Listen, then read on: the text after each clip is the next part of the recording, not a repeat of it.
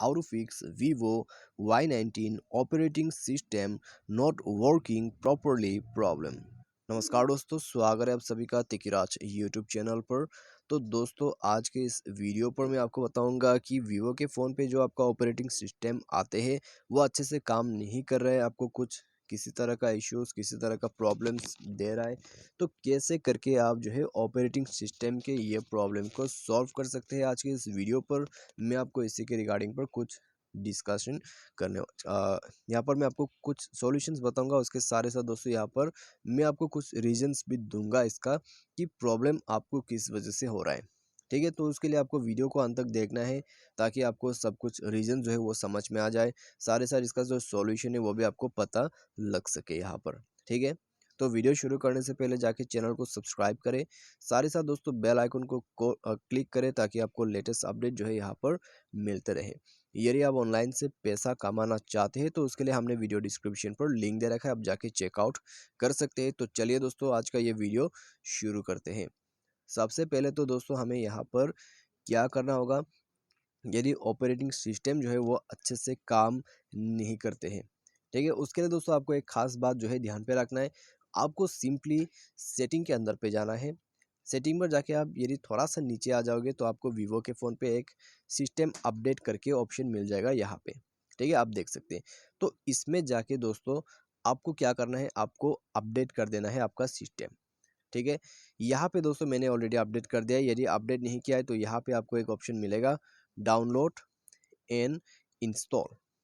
ठीक है, तो आपको जो है दोस्तों यहाँ पे डाउनलोड एंड इंस्टॉल पे क्लिक करने के बाद आपका जो सॉफ्टवेयर है वो डाउनलोड हो जाएगा। उसके बाद आप क्लिक करके इंस्टॉल कर सकते हैं। नाइट इंस्टॉल भी कर सकते हैं और इंस्टॉल नाउ भी आप कर सकते हैं सॉफ्टवेयर को।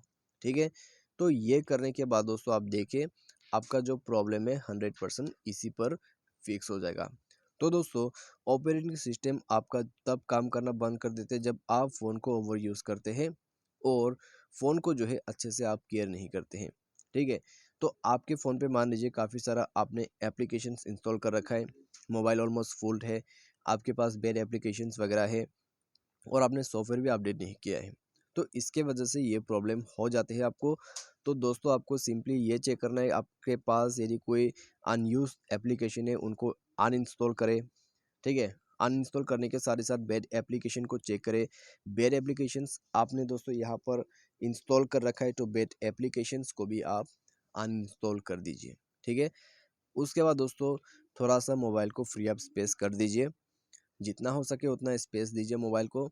और उसके बाद दोस्तों आपको जो है यहाँ पर चेक करते रहना है सॉफ्टवेयर अपडेट और अपडेट करते रहना है। ठीक है, तो इसी के साथ प्रॉब्लम भी सॉल्व हो जाएगा।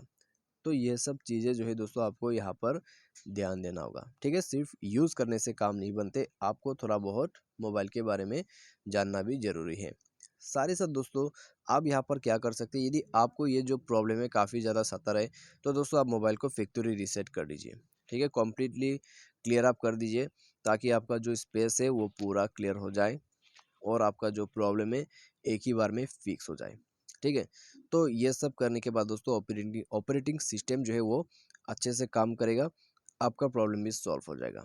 ठीक है, तो बस ये सॉल्यूशन को फॉलो अप करके देखिए, इससे प्रॉब्लम फिक्स हो जाते हैं। तो आज के इस वीडियो पर दोस्तों बस इतना ही।